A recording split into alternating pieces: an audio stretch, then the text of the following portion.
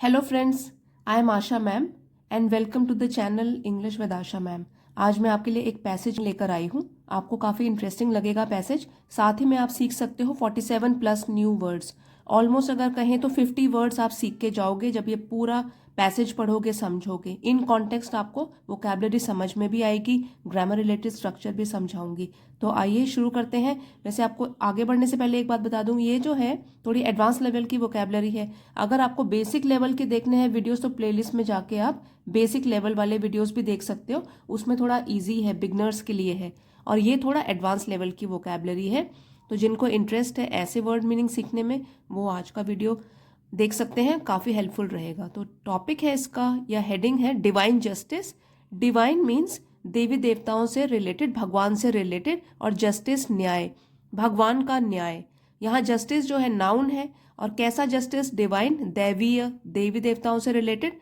तो ये जो है एडजेक्टिव है जो कि इसको डिस्क्राइब कर रहा है। We often come across situations and incidents which appear quite contradictory to the known laws of nature. तो पहले डिफिकल्ट वर्ड मीनिंग्स जानते हैं। कम अक्रॉस जो है ये फ्रेजल वर्ब है, इसका मतलब है किसी चीज से आमना सामना होना। कॉन्ट्राडिक्टरी का मीनिंग है विरोधाभास, जो हमने सोचा हो उससे बिल्कुल ही विपरीत, ऑपोजिट कोई चीज हो जाए। लॉज ऑफ नेचर जो प्रकृति के नियम हैं। तो देखिए, वी ऑफन, अक्सर, ऑफन मतलब अक्सर, कम अक्रॉस आमना सामना होता है हमारा, सिचुएशन स्थिति, और इंसिडेंट कोई भी वाक्य। We often come across situation and incidents. हम कई बार कई स्थिति और कई हादसों से, वाक्यों से आमना सामना करते हैं। विच अपीयर, अब यहाँ जो है विच वो इसके लिए है सिचुएशन और इंसिडेंट की, मतलब ऐसी स्थिति से जो कि, अपीयर जो दिखती हैं, दिखाई देती हैं, प्रतीत होती हैं, क्वाइट काफी, कॉन्ट्राडिक्टरी विरोधाभासी, मतलब कि जैसे कि हम उसको देख रहे हैं, हमको जैसा दिखाई दे रहा है हो सकता है उससे ऑपोजिट ही हो, तो उसको बोलते हैं contradictory to the known laws of nature. यहाँ पे कॉन्ट्राडिक्टरी किसके हिसाब से बोला गया है? To the known laws of nature, मतलब प्रकृति के नियम कानून जो हमको पता है उससे बिल्कुल विपरीत भी हो सकते हैं। तो कई बार ऐसी सिचुएशन और ऐसे हादसे या ऐसे वाक्य से हमारा आमना सामना होता है जो कि काफी विरोधाभासी होते हैं उन वाक्यों से, उन प्रकृति के नियमों से जिनको कि हम जानते हैं। Creating doubts about the impartiality of divine justice. Creating doubts जो कि शंका पैदा करते हैं, अबाउट के बारे में, इम्पार्शियलिटी मतलब कि निष्पक्षता। एक तो होता है पार्शियल बिहेवियर जिसमें कि हम किसी का पक्ष लेते हैं, और एक है इम्पार्शियल जिसमें हम निष्पक्ष होते हैं, किसी की भी साइड नहीं लेते। तो यहाँ पे तो है इम्पार्शियलिटी ऑफ डिवाइन जस्टिस, देवी देवताओं का जो न्याय होता है, दैवीय शक्तियों का जो न्याय होता है, उसमें हमारा डाउट हो जाता है। देखिए, creating doubts about the impartiality of divine justice की हम ऐसे कॉन्ट्राडिक्टरी, ऐसे विरोधाभासी सिचुएशन में देखते हैं या आमना सामना होता है जिसमें कि हमारा डाउट हो जाता है कि जो भगवान लोग जस्टिस कर रहे हैं, न्याय कर रहे हैं, क्या वो निष्पक्ष है, कि भगवान भी इम्पार्शियल नहीं है, या वो पार्शियलिटी कर रहे हैं, किसी और का साथ दे रहे हैं, हमारा नहीं दे रहे हैं। तो ये इसका मतलब है। फिर से पढ़ते हैं। We often come across situations and incidents which appear quite contradictory to the known laws of nature, creating doubts about the impartiality of divine justice। अब हमारे मन में क्यों दैवीय शक्ति के विपरीत डाउट हो जाता है, शंका हो जाती है? क्योंकि कई बार हमारा आमना सामना ऐसी स्थिति से होता है जो कि जो प्रकृति का नियम है उसके बिल्कुल ही ऑपोजिट होती हैं। इसलिए हम डाउट करने लग जाते हैं कि भगवान जो जस्टिस कर रहे हैं, क्या वो बिल्कुल निष्पक्ष होकर कर रहे हैं कि वो भी किसी का साथ दे रहे हैं। फॉर इंस्टेंस, चलो एग्जाम्पल से समझते हैं। इंस्टेंस मतलब example. An honest, duty conscious, morally elevated person is often seen caught in adversities in one form or the other. For instance, example के तौर पर, एन ऑनेस्ट, यहाँ एन लगा है आर्टिकल क्योंकि यहाँ पे जो है वॉवल साउंड है, ओ, एच जो है वो साइलेंट है, इसलिए यहाँ पे एन है। एन ऑनेस्ट, एक ईमानदार, वफादार, ड्यूटी कॉन्शियस, जो ड्यूटी के प्रति सचेत हो, अपनी ड्यूटी को ढंग से करता हो। मॉरली एलिवेटेड पर्सन, मॉरल नीति है जो उसकी वैल्यूज हैं, एलिवेटेड वो मतलब काफी ऊंची है, और पर्सन आदमी जो मॉरली जो है कि बहुत ऊंचे स्थान पर है, उसके मॉरल्स काफी हाई हैं, ऊंचे हैं। इज ऑफन सीन, वो अक्सर देखा जाता है। कॉट मीन्स पाया जाता है, इसके साथ है, देखिए इसके साथ वर्ब थर्ड फॉर्म लगी है, पैसिव में है सेंटेंस, इज कॉट जो पाया जाता है इन एडवर्सिटीज। एडवर्सिटी मीन्स मुसीबतें। तो जो अच्छा इंसान है, ईमानदार भी है, अपनी ड्यूटी के प्रति सचेत भी है, मॉरल्स भी उसके बहुत ऊंचे हैं, वो अक्सर देखा जाता है ऐसी मुसीबतों में फंसा हुआ, इन one form or the other, एक तरीके की या तो दूसरे तरीके की, मतलब कुछ ना कुछ मुसीबतें उसकी लाइफ में आती रहती हैं और वो तो इतना अच्छा इंसान है।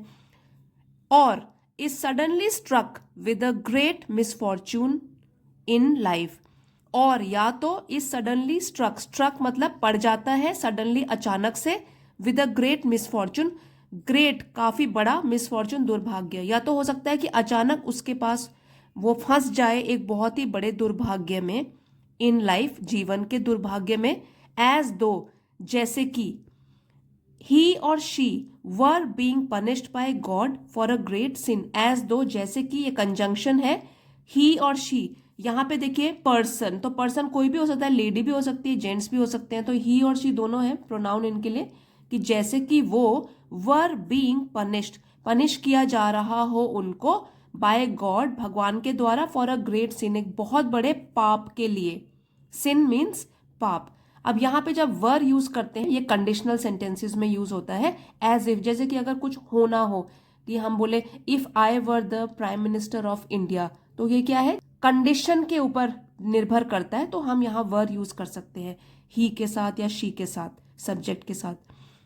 Bye God for a great sin, कि या तो वो मुसीबतों में पड़ जाता है, या तो दुर्भाग्य में पड़ जाता है, या ऐसा लगता है कि वो किसी पाप की सजा पा रहा हो, भुगत रहा हो। ऑन द अदर हैंड, और दूसरी तरफ, इस फ्रेज का मतलब है कि दूसरी तरफ, we find persons engaged in worst types of corrupt practices, living in peace and prosperity. On the other hand, दूसरी तरफ, वी फाइंड हम पाते हैं, पर्सन्स लोगों को, एंगेज्ड जो कि व्यस्त रहते हैं, इन worst types of corrupt practices, corrupt मतलब भ्रष्ट, और यहाँ पे प्रॉस्पेरिटी का मतलब है समृद्धि, सुख समृद्धि, मतलब कि पैसों से रिलेटेड वो काफी समृद्ध हैं। तो ऑन द अदर हैंड, दूसरी तरफ हम पाते हैं कि लोग जो कि इन्वॉल्व होते हैं बहुत ही भ्रष्ट चीजों में, और वो भी बिल्कुल वर्स्ट, ये जो है सुपरलेटिव डिग्री है, बैड, वर्स, वर्स्ट, मतलब बैड खराब हो गया, वर्स उससे भी खराब, और वर्स्ट सबसे खराब, ये कौन सी है, सुपरलेटिव डिग्री है एडजेक्टिव की। तो ये कह रहे हैं कि जो लोग एंगेज व्यस्त रहते हैं सबसे खराब टाइप की भ्रष्ट प्रैक्टिसेस में, वो रह रहे हैं, living in peace and prosperity, वो तो बिल्कुल शांति से और समृद्ध होकर रह रहे हैं। कहने का मतलब है कि एक तरफ ईमानदार आदमी जो है वो तो भुगत रहा है दुर्भाग्य, मुसीबतें, दूसरी तरफ जो लोग सबसे भ्रष्ट हैं वो लोग आराम से रह रहे हैं, समृद्ध बन के रह रहे हैं, शांति से रह रहे हैं। An idler wins a jackpot or inherits a fortune from unexpected quarters. Idler, idle word से बना है, आइडल का मतलब है बेकार में जो कोई काम नहीं करता, और आइडलर हो गया एडजेक्टिव है, ये आलसी व्यक्ति जो है। N idler wins a jackpot, तो वो तो एक बड़ी सी लॉटरी जीत लेता है, विंस जीत लेता है, और इनहेरिट्स या तो पाता है, अ फॉर्चून बहुत बड़ी धन दौलत, from unexpected quarters. Now unexpected quarters का मतलब है कि जहां उसने आशा भी न की हो, ऐसे स्थान से, अनएक्सपेक्ट, अनएक्सपेक्ट मीन्स जहां से उसने आशा भी न की हो, ऐसी जगहों से क्या करता है, कोई उसको प्रॉपर्टी मिल जाती है, तो वो पाता है एक धन दौलत, फॉर्चून, कोई भी प्रॉपर्टी। वेयर एज जबकि, ये कंजंक्शन है, a hard working intelligent person is found suffering endlessly for want of basic necessities. Whereas जबकि, a hard working intelligent person एक बहुत ही कर्मठ व्यक्ति, जो बहुत ही मेहनत करता है, ऐसा व्यक्ति, और जो कि इंटेलिजेंट भी है, बुद्धिमान भी है, ऐसा व्यक्ति, इज फाउंड वो पाया जाता है, सफरिंग एंडलेसली सफरिंग मतलब सफर कर रहा है, कष्ट झेल रहा है, वो भी लंबे समय के लिए, जो खत्म ही नहीं हो रहा है। ये वर्ब है सफरिंग, इसको डिस्क्राइब कर रहा है कि कैसी सफरिंग है, कैसा उसका कष्ट है, एंडलेसली, जो कि वो खत्म ही नहीं हो रहा है, एंडलेस है वो। For want of basic necessities, want of basic necessities मतलब कि डे टू डे जरूरतें पूरे करने के लिए भी वो सफर करता रहता है, कष्ट झेलता रहता है। अब यहां से एक बार फिर से पढ़ते हैं। An idler wins a jackpot or inherits a fortune from unexpected quarters, whereas a hardworking, intelligent person is found suffering endlessly for want of basic necessities। मतलब कि बेसिक जो डे टू डे वाली साधारण सी ज़रूरतें हैं उन्हीं को पूरा करने के लिए वो बस सफ़र करता रहता है, कष्ट झेलता रहता है। One person achieves great success with little effort, एक व्यक्ति अचीव्स पाता है ग्रेट सक्सेस बड़ी सफलता विद लिटिल एफर्ट, एफर्ट प्रयास, और वो भी कम। जब ये लिटिल के आगे हम लोग अ लिटिल नहीं लिखेंगे, अगर सिर्फ लिटिल है तो उसका जो मीनिंग है वो नेगेटिव हो जाएगा कि लगभग न के बराबर, मतलब बड़ी मुश्किल से, कोई एफर्ट तो करता नहीं फिर भी क्या है उसको बड़ी सफलता मिल जाती है। वेयर एज जबकि, ये भी क्या है कंजंक्शन है, अनदर दूसरा, does not succeed in spite of his best efforts, does not succeed, यहाँ पे देखिए अनदर के लिए है, दूसरे व्यक्ति के लिए है, और यहाँ पे हम एक व्यक्ति की बात कर रहे हैं तो यहाँ पे हमने डज यूज किया है। डज नॉट सक्सीड वो सफल नहीं होता, इन स्पाइट ऑफ ये प्रेपोजिशन है, इसके बावजूद, हिज बेस्ट एफर्ट्स अपने बेस्ट सबसे ज्यादा प्रयासों के बावजूद भी वो सफल नहीं होता। Such phenomena are popularly ascribed to the role of fate. अब ऐसे जो हमने अभी तक बात करी है, सच फिनोमिना ऐसे इवेंट्स जो हैं, फिनोमिना ऐसी चीजें जो हैं, आर पॉपुलरली वो प्रसिद्ध रूप से, एस्क्राइब्ड का मतलब है कि हम इसको श्रेय दे देते हैं या उत्तरदायी ठहराते हैं, ऐसे फिनोमिना को हम एस्क्राइब कर लेते हैं कि हो सकता है to the role of fate, fate मतलब किस्मत, कि किस्मत का रोल है इसमें। हम किसको उत्तरदायी ठहरा रहे हैं यहाँ पे, किस्मत को। ये सारे फिनोमिना जो हो रहे हैं, इवेंट्स हो रही हैं, वो क्या है, इसमें हमारी किस्मत का रोल है, हमारा इसमें ज्यादा कोई रोल नहीं है। यहाँ पे देखिए वन पर्सन सिंगुलर सब्जेक्ट है, तो जो वर्ब है उसमें एस या ई एस हम लोग यूज कर रहे हैं। One person achieves great success whereas another does not succeed. अब यहां से पढ़ेंगे अनप्रेसिडेंटेड नेचुरल कैलामिटीज लाइक।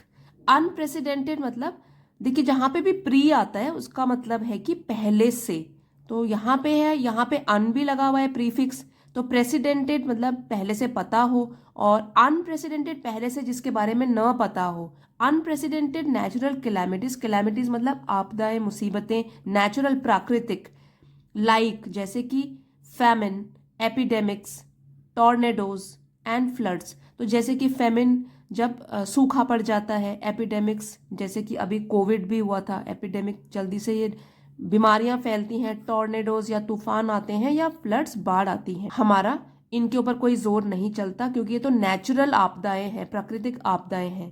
तो अनप्रेसिडेंटेड नेचुरल कैलामिटीज जो हमको प्राकृतिक आपदाओं के बारे में पहले से न पता हो, जैसे कि सूखा हो गया, बीमारियां हो गई, तूफान हो गए या बाढ़ हो गई। डैमेज बाय लाइटनिंग, या फिर बिजली चमकने से डैमेज हो गया कुछ, कोई चीज खराब हो गई। एन अर्थक्वेक या तो भूकंप से। एन अनटाइमली डेथ, अनटाइमली मतलब कि समय से पहले, और डेथ मृत्यु। डेथ नाउन है और नाउन को डिस्क्राइब कर रहा है ये वाला एडजेक्टिव अनटाइमली, मतलब समय से पहले अगर मृत्यु हो जाए। तो ये जो सब हम बातें कर रहे हैं are also commonly attributed to the will of God. तो ये भी, ये जो सब है, सब चीजें, आर ऑल्सो ये भी कॉमनली एट्रीब्यूटेड, एट्रीब्यूटेड मीन्स कारण ठहराना, ये भी हम एट्रीब्यूट कर देते हैं to the will of God, मतलब कि भगवान की विल है, भगवान की चाह है ये। एंड कॉल्ड प्री डेस्टिन्ड, यहां पर भी देखिए प्री लगा हुआ है, प्री मतलब पहले, और डेस्टिन डेस्टिनी वर्ड से बना है कि किस्मत, तो ये तो पहले से ही तय है।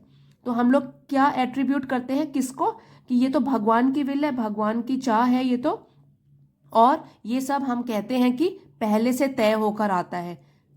Such unexpected happenings as financial loss.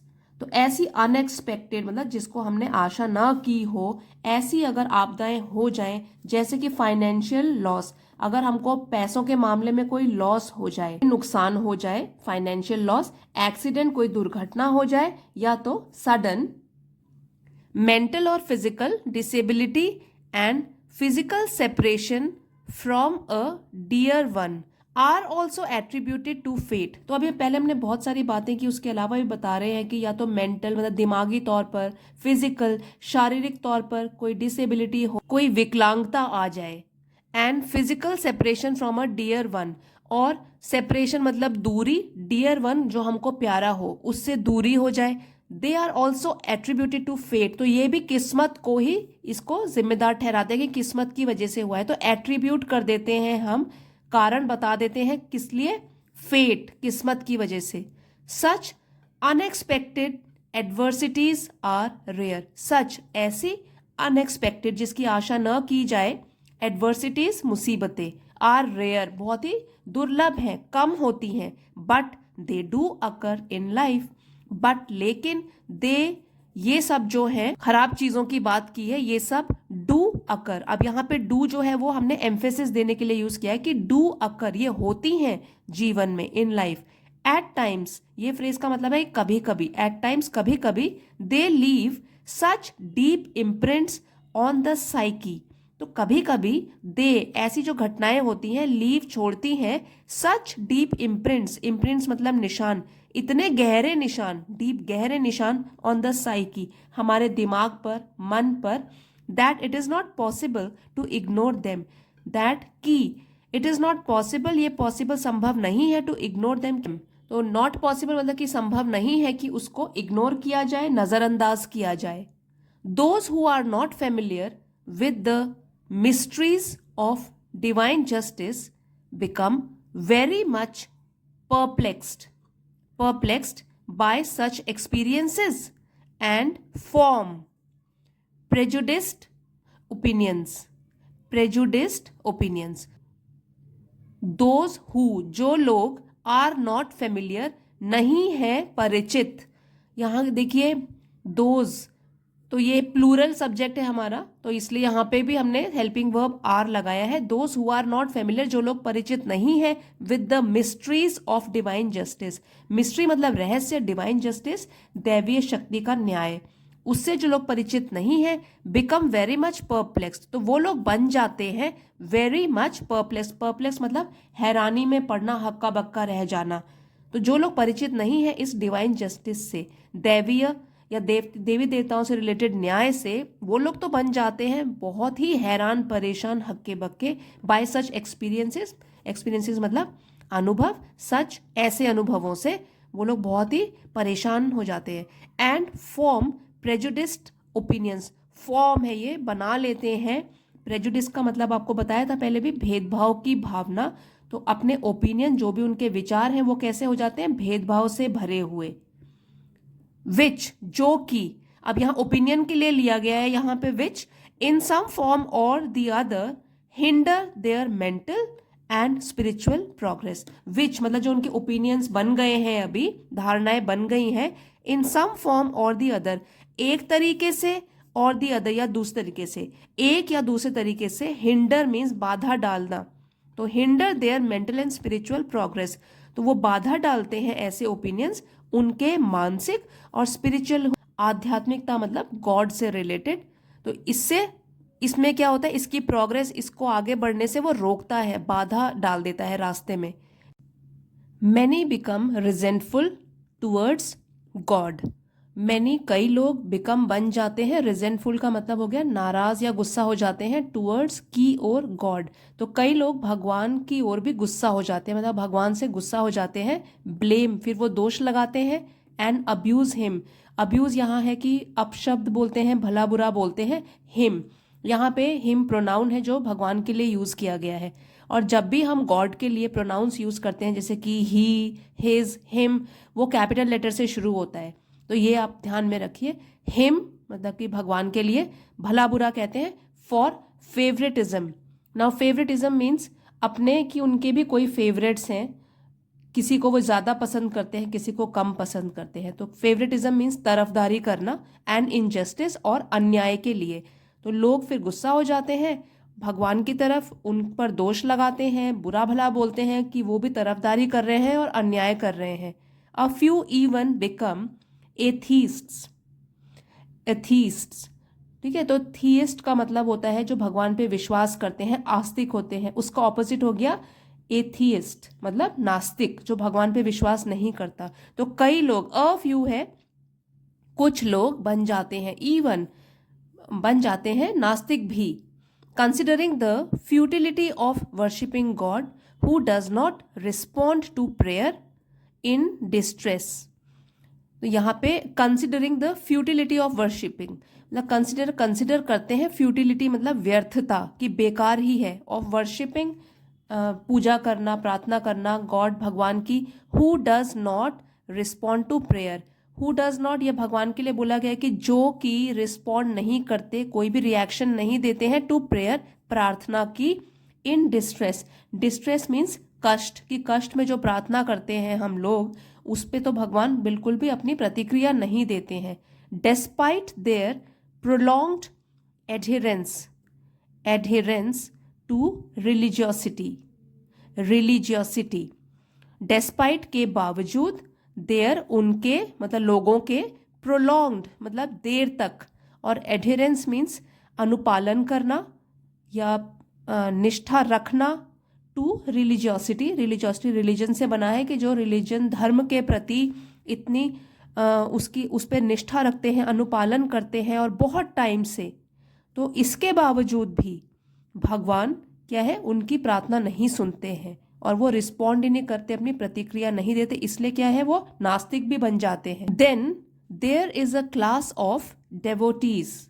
Then फिर एक क्लास है भक्तों की। डेवोटीज मीन्स जो भगवान की तरफ आस्था रखते हैं। डेवोटीज हु सर्व द सेंट्स, जो कि संतों की सेवा करते हैं। And worship deities. डेटीज का मतलब हो गया देवी देवता। तो एक डेवोटीज हो गया देवी देवताओं के भक्त, और डेटीज क्या है, देवी देवता। और कुछ लोग जो कि संतों की सेवा करते हैं और भगवान को प्रार्थना करते हैं, भगवान की प्रार्थना करते हैं, देवी देवताओं की प्रार्थना करते हैं, in expectation of some material gains. In expectation means आशा रखते हुए, एक्सपेक्ट करते हुए, ऑफ सम मटेरियल गेन्स पैसों से संबंधित, कि पैसों से संबंधित उनका मुनाफा होगा। ये ध्यान में रखकर वो देवी देवताओं की पूजा करते हैं और संतों को भी दान दक्षिणा देते हैं, उनको सर्व करते हैं। However if they are visited with some failure, unfavourable circumstances or mishap coincidentally. ये मिसहैप कोइंसिडेंटली। तो हाउएवर हालांकि, इफ दे आर विजिटेड मतलब कि वो गुजरते हैं। यहाँ पे दे किसके लिए है, इस क्लास के डेवोटीज के लिए, मतलब ऐसे भक्तों के लिए यूज किया गया है कि however if they are visited with some failure, ऐसे डेवोटीज, ऐसे भक्त अगर उनके साथ हो जाए कुछ फेलियर, असफलता या असफलता से अगर वो गुजरें, अनफेवरेबल सर्कमस्टेंसेस, अनफेवरेबल जो उनके फेवर में ना हो, प्रतिकूल परिस्थितियां उनके फेवर में न हो जैसी परिस्थितियां, और मिसहैप कोइंसिडेंटली, और मिसहैप मतलब कि मिसहैपनिंग कोई दुर्घटना, और वो भी कोइंसिडेंटली मीन्स अचानक। ये एडवर्ब है कि अचानक से। Their adoration changes to contempt of disbelief. Their उन लोगों की, उन भक्तों की, एडोरेशन मीन्स जो प्यार था, श्रद्धा थी, ये नाउन है, TION से फिनिश होने वाले वर्ड्स नाउन होते हैं। तो उनकी श्रद्धा चेंजेस बदल जाती है टू कंटेम्प्ट ऑफ डिसबिलीफ। यहाँ डिसबिलीफ का मतलब है अविश्वास, कि विश्वास नहीं है, और कंटेम्प्ट होता है तिरस्कार करना, डिसअप्रूव करना, अवमानना करना। यहाँ पे राइटर बोलना चाहता है कि कंटेम्पचुअस डिसबिलीफ मतलब तिरस्कार पूर्ण अविश्वास। भगवान को भी वो फिर नहीं बिलीव करते उसके बाद। उससे पहले तो बहुत कुछ कर रहे हैं, पूजा पाठ कर रहे हैं, संतों की सेवा कर रहे हैं, लेकिन अचानक से अगर कुछ गलत हो जाए उनके साथ तो क्या हो गया, तिरस्कार पूर्ण भावना रखने लग जाते हैं भगवान के प्रति। There are quite a few believers in this world who correlate people, places and things with good and bad luck. अब अलग अलग टाइप के लोगों की बात हो रही है। अब बता रहे हैं कि there are quite a few believers, believers means आस्था रखने वाले, क्वाइट अ फ्यू काफी हद तक लोग हैं, देर आर कुछ लोग हैं, क्वाइट अ फ्यू कुछ लोग हैं जो कि आस्था रखते हैं इस दुनिया में, आस्था रखने वाले कुछ लोग हैं, हु कोरिलेट पीपल जो कि, या कोरिलेट का मतलब है कि संबंध स्थापित करते हैं लोगों में, जगहों में और चीजों में, कि अगर ये चीज इस जगह हुई, इन लोगों के साथ हुई, तो ये संबंध होगा। मतलब ऐसे लोग भी हैं जो इसमें भी आस्था रखते हैं, कोरिलेट करते हैं लोगों को, जगहों को, चीजों को with good and bad luck, की अच्छे और बुरे किस्मत के साथ या लक के साथ। Such superstitions have caused extreme miseries to innocent people. Such ऐसे, सुपरस्टिशन भी नाउन है यहाँ पे, जिसका मतलब होता है अंधविश्वास, बिना रीजनिंग के कुछ भी बिलीव करते रहना, अंधविश्वास। तो ऐसे अंधविश्वास जो होते हैं, have caused extreme miseries to innocent people. Have के साथ वर्ब की थर्ड फॉर्म लगी है, तो ये प्रेजेंट परफेक्ट में है। हैव कॉज्ड मतलब उसने दिलाया है, एक्सट्रीम मिजरी, मिजरी मतलब दुख, बहुत ज्यादा दुख, टू इनोसेंट पीपल, इनोसेंट मासूम और लोग, ये इनोसेंट जो है एडजेक्टिव है और ये नाउन है, कि ऐसे अंधविश्वास ने बहुत से मासूम लोगों को बिल्कुल दुख में डाल दिया है या दुख दिया है। The root cause for such irrational behaviour is the belief that whatever come to pass is predestined by God। तो ये जो भी इरेशनल बिहेवियर है तर्क के बिना, जिसमें हम कोई तर्क ढूंढते हैं, वो हो गया रैशनल, बिना तर्क के हो गया इरेशनल। तो ये सारा जो बिना तर्क का बिहेवियर है, व्यवहार है, इज द बिलीफ, वो एक आस्था है, दैट की whatever come to pass, come to pass है एक फ्रेज, इसका मतलब होता है कि कोई चीज जो होनी ही होनी है, whatever जो भी come to pass होती है चीजें, इज प्रीडेस्टिन्ड मतलब कि पहले से ही निर्धारित है, पहले से ही फिक्स हो रखी है। तो ये है कि whatever come to pass is predestined by God, कि जो भी चीज होनी होती है तो वो पहले से ही निर्धारित है, तो वो भगवान ने पहले से निर्धारित करी हुई है। ये वाली आस्था है, तर्कहीन बिहेवियर है ये। And the beings created by him have absolutely no role in shaping their own destiny. और ये धारणा एक और चीज कहती है, दैट द बीइंग्स जो भी जीव हैं, क्रिएटेड बाय हिम, यहाँ पे प्रोनाउन फिर से कैपिटल लेटर से शुरू है, हमको पता है भगवान के लिए यूज है ये, कि जो भी जीव जंतु क्रिएटेड बाय हिम बनाए गए हैं भगवान के द्वारा, हैव, यहाँ पे देखिए बीइंग्स है तो इसलिए यहाँ पे हैव लगा है, हैव एब्सोल्युटली उनके पास कोई रोल ही नहीं है, बिल्कुल कोई रोल नहीं है, इन shaping their own destiny, in shaping shape देना अपनी खुद की डेस्टिनी के लिए, या अपने खुद के भाग्य को एक आकार देने में उनका तो कोई रोल नहीं है, पहले से ही सारी चीजें भगवान ने डिसाइड करी हुई हैं।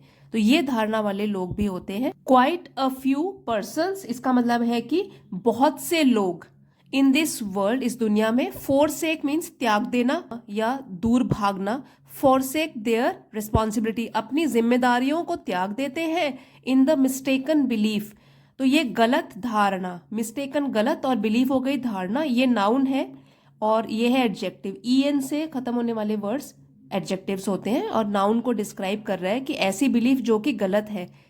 दैट की the gain and loss, gain हो गया लाभ, लॉस हानि, बीइंग प्रीडेस्टिन्ड मतलब क्योंकि ये पहले से ही निर्धारित है, there is no necessity, necessity मतलब जरूरत नहीं है, ऑफ पर्सनल एफर्ट, पर्सनल व्यक्तिगत एफर्ट प्रयास। तो इस लाइन का ये मतलब बना कि कुछ लोग या कई लोग इस दुनिया में अपनी अपनी जिम्मेदारियों को त्याग देते हैं इस गलत धारणा के कारण कि लाभ और हानि क्योंकि पहले से ही निर्धारित है, इसलिए देर इज नो नेसेसिटी, इसलिए कोई जरूरत ही नहीं है अपने व्यक्तिगत प्रयास करने के लिए, व्यक्तिगत प्रयास करने के लिए कोई जरूरत ही नहीं है, क्योंकि जो हो रहा है इस दुनिया में वो तो पहले से ही निर्धारित है।